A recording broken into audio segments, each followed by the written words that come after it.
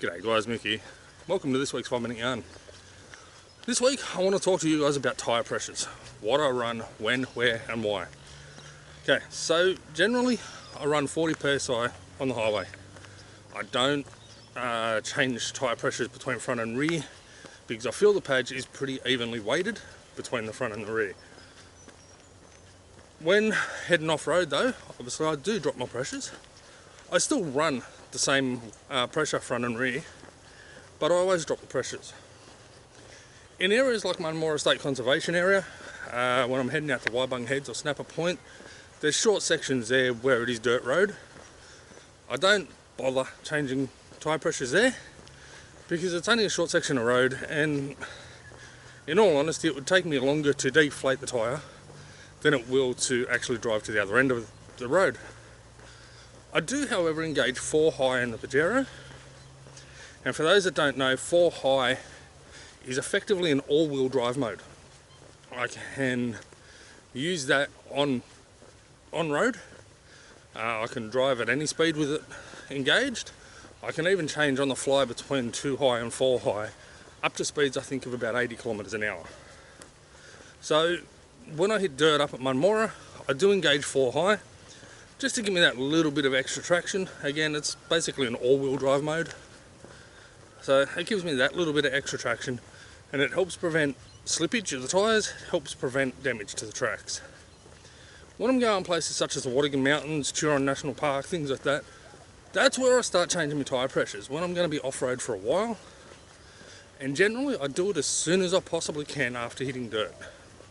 Up in the Awabakals, there's a couple of spots on the main roads in and out of there where you can clearly pull over to the side. You can deflate and inflate your tyres right there as soon as you hit dirt. So that's where I generally deflate tyres. I go down to 25 psi front and rear, and that gives me quite a comfortable ride. I feel it gives me good traction, and it does, well, it doesn't harm the tyres. I can still do the speed limits through there, and in some spots I believe it's 60. Other spots it's only 40, so but I can still do all the speed limits and all that without any dramas.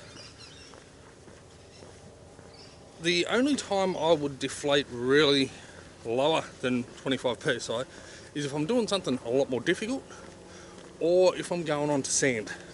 Now I haven't done any beach driving yet, so I haven't done any sand driving, so that means I've never deflated the tyres.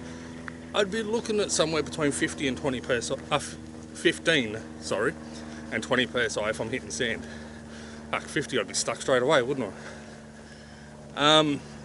So yeah, 15 and 20 psi if I was hitting sand, and I'd be engaging the locked centre differential on the Pajero, so I've got proper 4 high and I've got 4 low if I need it as well.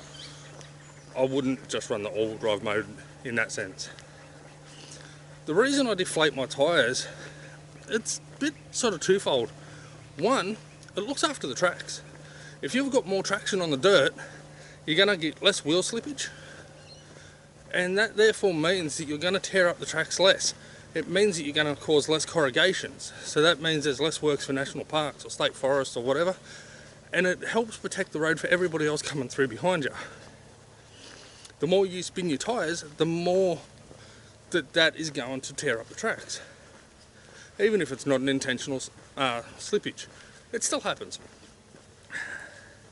The other thing is, your tyres are your first level of suspension. So if you decrease your tyre pressure, even on those corrugations, it will absorb a lot more of the bumps, a lot more of the vibration, and you'll get a much nicer ride. So that more over than anything is the reason why I drop my tyre pressures down to 25, because it makes a huge difference in the comfort of the ride as you're going through a place, a huge difference in your traction, and it protects the tracks. So yeah guys, that's it. 40 on the highway, 25 as soon as I hit dirt. As soon as I can pull over safely on dirt, I drop down to 25. Do have the compressor in the back so I can put them back up when I need to. But yeah, 25 as soon as I hit dirt. I'm not a fan of going into a place and travelling for a kilometre and then going, okay, let's drop our tyres now. I'd rather do that as soon as I get onto it. Because at the end of the day, you know, if you're still running 40 for that first kilometre or whatever, you're still causing more damage to the track. Do it from the start, there's no issues. Alright guys, that'll do me for this 5-minute yarn. Take care, peace, and as always, I'll see you on the tracks.